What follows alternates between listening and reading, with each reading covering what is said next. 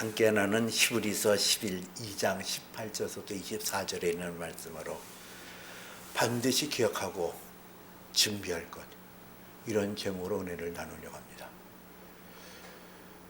그 쓰나미라는 거 여러분 들어보셨죠? 갑작스럽게 몰려오는 그 쓰나미.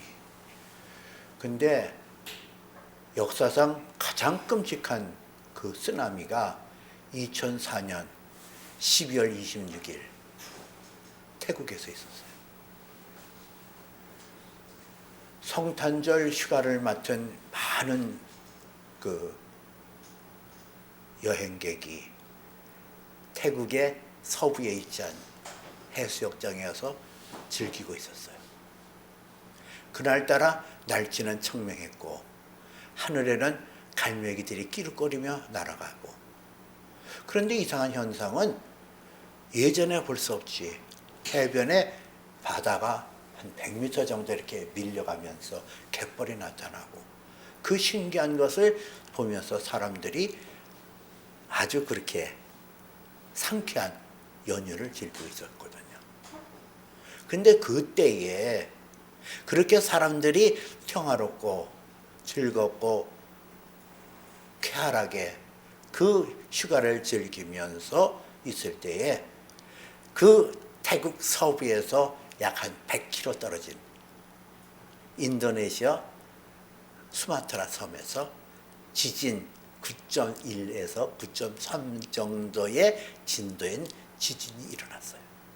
그 지진으로 인해 지각이 한 1m 정도 솟구쳐 올라오게 됐고, 거기서부터 그 파도가 치면서 그것이 1시간 30분에서 2시간 거리에 있는 태국 서부로 몰려들어서 해변에 있었던 사람들 한 8,000명의 사람들이 갑작스럽게 파고드는 그 쓰나미에 의해서 사상자를 낸 끔찍한 사건이었거든요. 이런 사건을 보면서 우리는 어떤 마음을 가져야 될까? 아예 안 됐다, 참 불쌍하다, 그렇게 생각해야 될까? 아니에요. 이거는 하나님의 경고의 사인이거든요. 우리를 향하여 하나님께서 말씀하시는 것이 있어요. 인생도 히브리서 9장 27절에 한 번 죽는 것은 사람에게 정하신 것이요 그 위에 심판이 있으리라 그러거든요. 나에게 어떤 종말이 올지 이거를 기억하는 게 중요한 거예요. 내가 지금 살았으나 언제 내게 그 쓰나미처럼 피할래야 피할 수 없는 그러한 경우가 내게도 임했는지, 이걸 놓쳐서는 안 된단 말이에요. 또 고린도후서 5장에서는 그들이 안전하다 평안하다 할 그때에 임신한 여자에게 해산의 고통이 이른 것 같이 멸망이 갑자기 그들에게 이르리니 결코 피하지 못하리라 그랬어요.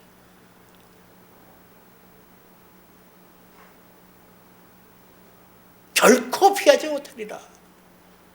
누구의 예를 들냐고요? 임신한 여자가 해산의 고통이 이른 것 같이 멸망이 갑자기 그들에게 나타난다 그랬거든요. 역사의 종말도 있고 우리 인간의 종말이 있어요. 근데 내가 그때에 하나님 심판대 앞에서 내가 서게 될 거야. 하나님 심판대 앞에서 나는 어떤 모습으로 설 것이냐. 성경에 보니까 반드시 우리가 모두 다 반드시 그리스도의 심판대 앞에 나타나리니, 그들이 선악간에 그 몸으로 행한 것을 따라 받으려 함이니라 그랬거든요. 우리 각 사람이 반드시라고 그랬거든요. 우리가 어느 한 사람 예외 없이 우리 모두가 다 반드시 그리스도의 심판대 앞에 서는 날이 이른다 그랬거든요.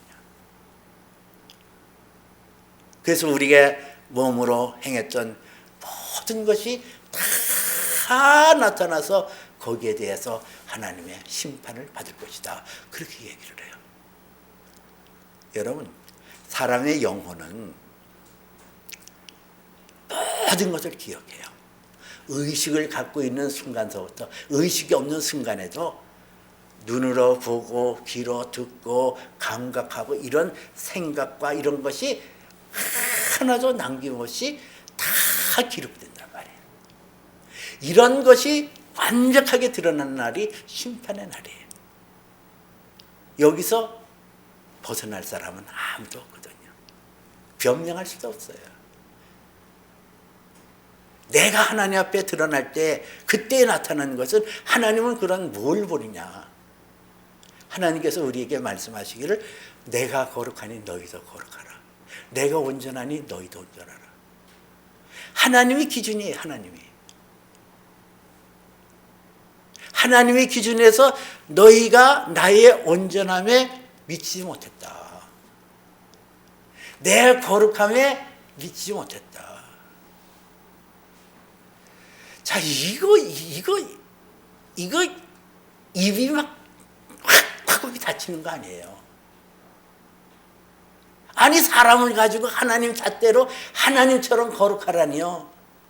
하나님처럼 온전한, 우리는 피조물이라고요. 글쎄, 심판대 앞에서는 그게 통하지가 않아요. 인간인데요. 인간이 죄를 지을 수도 있죠. 근데 하나님께서 그렇게 말씀하시는 것은 너무 억지. 글쎄, 그 심판대 앞에서는 그게 말이 안 된다니까요. 내 양심이 나의 지나왔던 과거의 모든 것이 파노라처럼 다 비춰질 때 내 스스로가 수치스러워서 견딜 수 없는 거예요. 더럽고 추하고 악하고.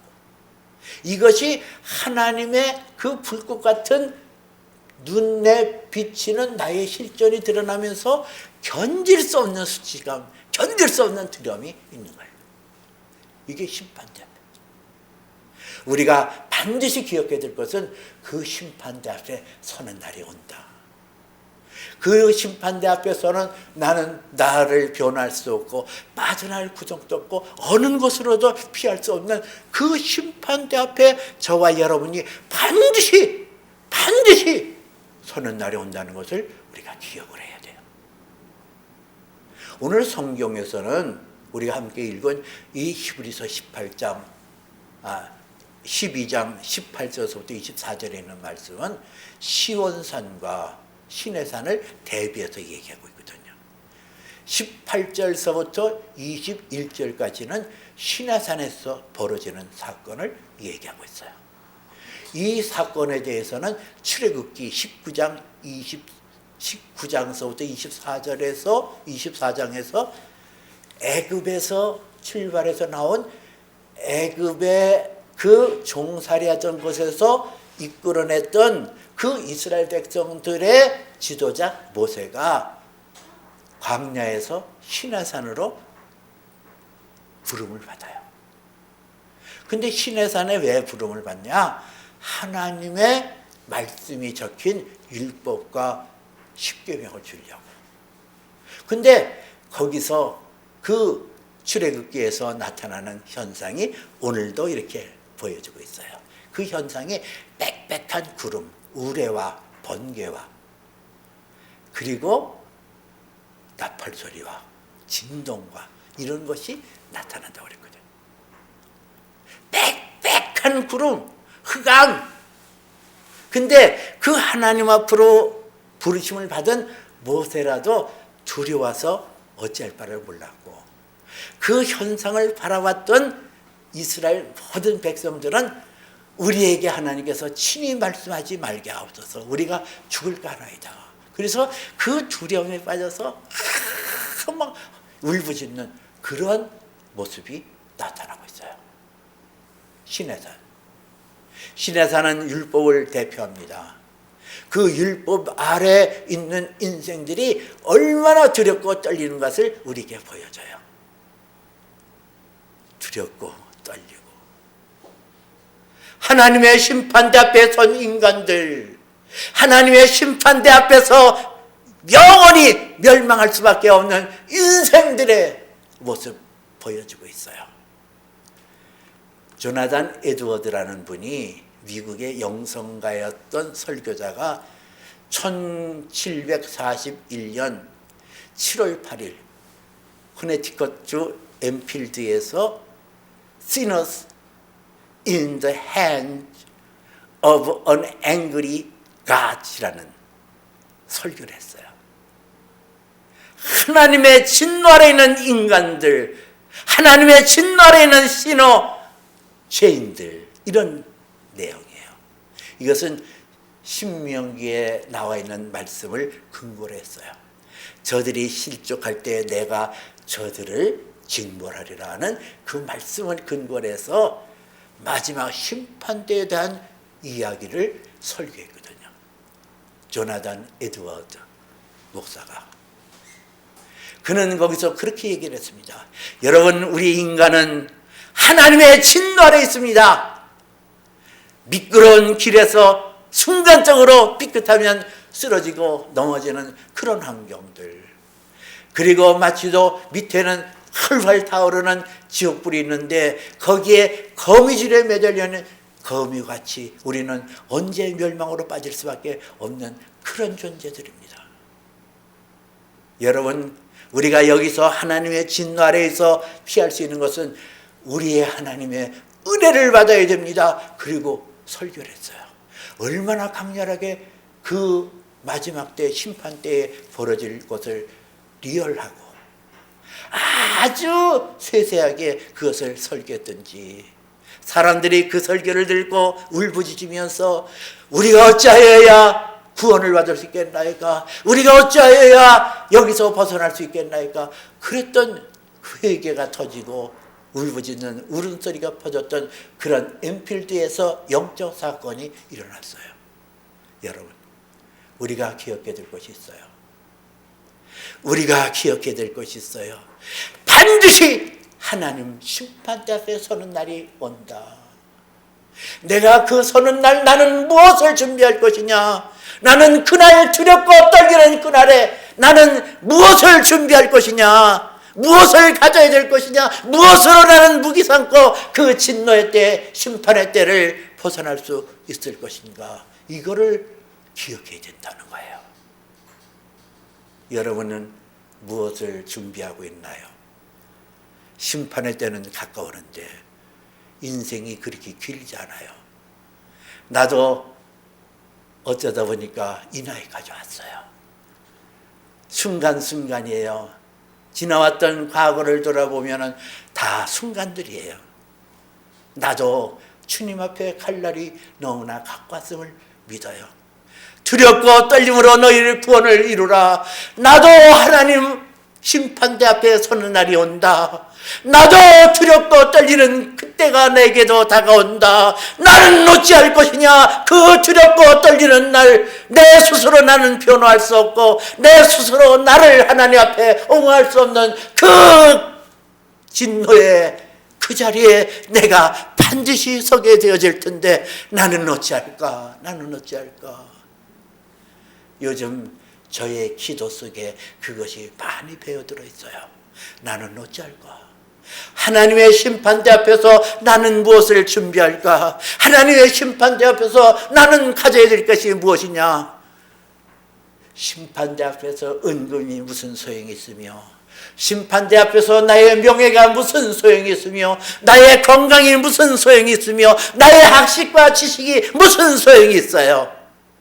심판대 그 불꽃 같은 눈으로 나를 보시는 그 하나님 안에서 내가 하나님처럼 온전하지 않는다면, 하나님처럼 거룩하지 않는다고 한다면 나는 useless, 나는 아무런 쓸데없고 아무런 가치가 없는 존재로 나락지어서 영원한 불못으로 떨어져 영원한 고통으로 가야 되는데 억울하다고요.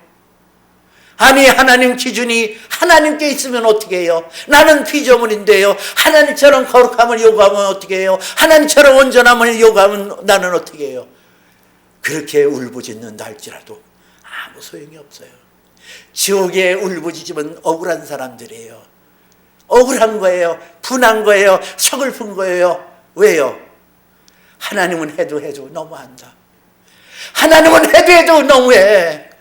아니, 우리 인간에게 하나님의 잣대로 보면 어떻게 한단 말이냐. 인간인데, 육체를 가지고 있는 인간인데 하나님처럼 어떻게 거룩하란 말이냐. 하나님처럼 어떻게 온전하란 말이냐. 이거 억울한 거 아니에요.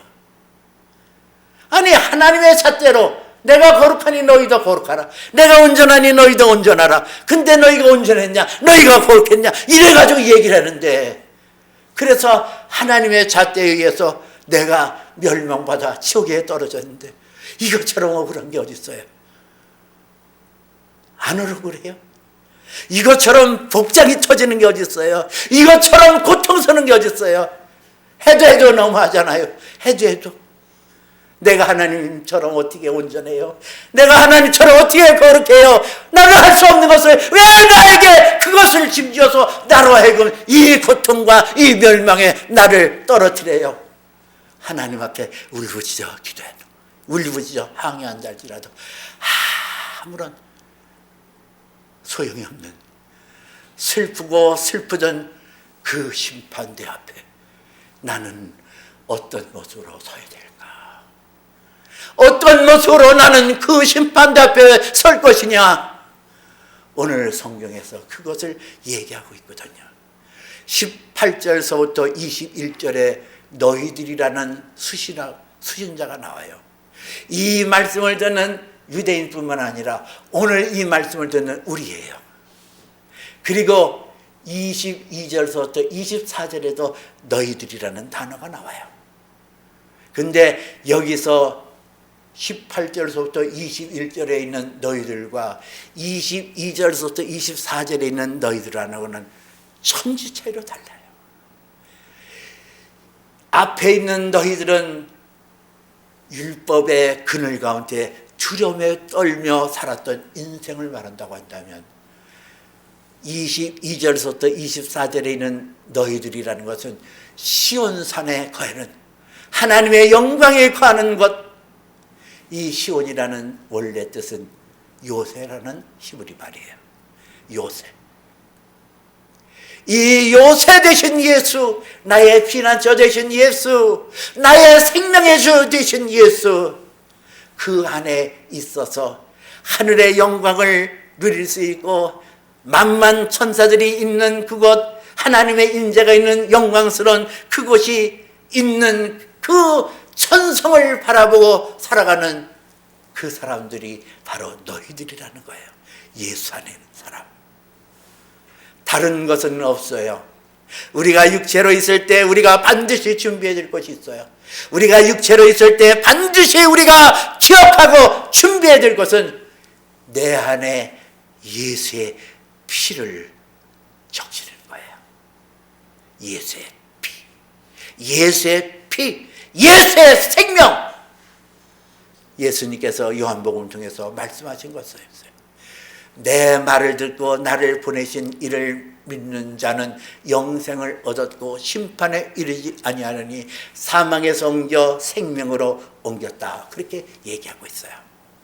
여러분, 예수, 하나님의 아들 예수, 하나님의 생명의 주 예수, 그분이 내 안에 오셔야, 그분이 나의 모든 죄를 그분의 갈보리 십자가의 피로 씻겨 주셔야 그 피가 내 영혼을 맑게 해서 하나님 보시기에 온전함으로 이룰 수가 있는 거예요.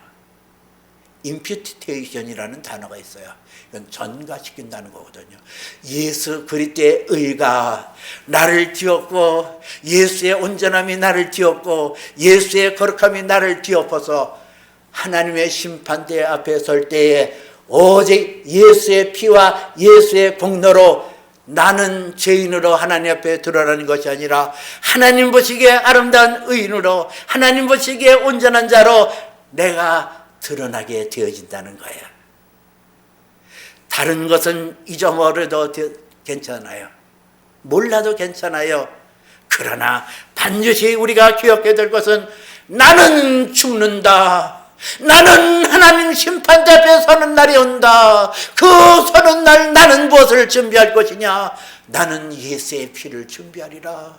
나는 예수의 생명을 나는 소중히 여기리라. 내 안에 예수, 내 안에 예수, 그 예수가 내 영혼을 사로잡으리라. 그 피로 말미암아 나는 하나님의 절대 가치인 의를 이룰 수 있고, 나는 하나님의 온전함을 이룰 수 있고, 하나님의 거룩함을 이룰 수 있는 것은 다른 것으로는 없고, 천하인간에게 구원을 얻을 만한 이름을 주신 이 없고, 오직 예수로만, 그 예수로만 우리를 구원하기로 작정하셨거든요. 예수가 나의 생명의 주, 예수가 나의 능력의 주. 그런즉 누구든지 그리스도 안에 있으면 새로운 피조물이라. 이전 것은 지나갔으니 보라 새 것이 되었도다. 여기서 새 것이라는 것은 전대 미문에 없었던 새 것이에요. 이 새 것은 우리가 상상을 초월한 새 것이에요. 전에도 없었고 완벽하게 그저없는 새 것, 하나님의 아들 예수의 생명으로 내가 새롭게 거듭나고 새롭게 하나님 옆에 서는 그날이 와요. 다른 것은 잊어버려도 돼요. 성막을 몰라도 돼요. 교회의 의미를 몰라도 돼요. 다른 무엇을 몰라도 돼요. 나는 죽는다. 그러나 주님 앞에 심판대 앞에 서는 날이 온다. 그때 내가 준비해야 될 것은 예수, 하나님의 아들 예수가 나 위하여 십자가에 못 박이시고 내 죄를 위하여 십자가에 피 흘리셨으니 그 보배로운 피가 내 죄를 씻겨 주실 것이요, 그 아들 예수 그리스도의 피로 말미암아 나는 죽지 않고 영생을 얻어서 하나님 앞에 들어서게 되어진다는 이 사실을 우리가 믿어야 될 거예요. 오늘 성경은 예수 안에 있는 것이 얼마나 소중한가, 예수 안에서 시온산에 거하는 자가 얼마나 있는가. 거기는 하나님의 영광이 있어요. 우리를 응원하기 위한 수천만의 천군 천사들이 우리를 기다리고 있어요. 아벨의 피보다 우리가 더 좋은 언약의 피로 우리는 씻음을 받았어요. 아벨은 죽어서 그는 하늘을 향하여 그의 억울함을 호소했지만은 우리는 예수의 그리스도의 피로 말미암아 내 안에 하나님의 자비가 내 안에 형성되고 하나님의 은혜가 형성되고 하나님의 사랑이 형성되는 예수의 피로 우리는 새롭게 받았어요. 우리는 장자의 명분을 받았어요. 유대인에게 장자라는 것은 대단한 의미가 있거든요. 장자는 다른 형제보다 2배의 유산을 받아요. 우리는 예수 그리스도의 그 피로, 언약의 피로 죄사함 받았고 자유함 받아서 하나님의 자녀가 되어졌는데, 그냥 자녀가 아니라 맏아들 되신 예수 그리스도의 은혜로 장자의 명분을 받게 되었어요. 다른 것은 잊어버려도 괜찮아요. 무식해도 괜찮아요. 낮아도 괜찮아요. 하나만은 기억하세요. 반드시 기억하세요. 사람이 한 번 죽는 것은 정한이지요. 그의 심판이 있으리라. 나는 심판대 앞에 서리라. 내가 하나님의 불꽃 같은 그 눈동자 앞에 나는 발가벗겨서 서는 그날이 오리라. 쓰나미가 넘쳐질 때에 준비하지 않은 사람들은 그 쓰나미에 멸망을 당한 것처럼 하나님의 진노의 날이 있어요. 하나님의 심판의 날이 있어요. 거기서 준비해야 될 것은 무엇이냐? 예수의 피예요. 예수 그리스도의 언약의 피, 예수 그리스도의 생명, 예수님, 나의 구주가 되신 예수님, 나의 피할 바위가 되시는 예수님, 나의 시온성이 되시는 예수님, 나의 시온성에 완전히 되신 예수, 그분의 이름을 내가 기억하고 심판대 앞에 설 때 예수의 이름으로 나는 여기에 섰습니다. 나의 죄를 사해 주시는 예수의 피가 있습니다. 그 피로 말미암아 하나님 앞에 담대히 나가시기를 주님의 이름으로 축복해 드립니다. 반드시 기억해야 될 것, 반드시 준비해야 될 것, 여러분들이 내 삶 속에, 내 가슴에 새겨서 흔들림 없는 하나님의 구원의 영광에 들어가시는 저와 여러분 되어지기를 주님의 이름으로 축복해 드립니다. 기도합니다.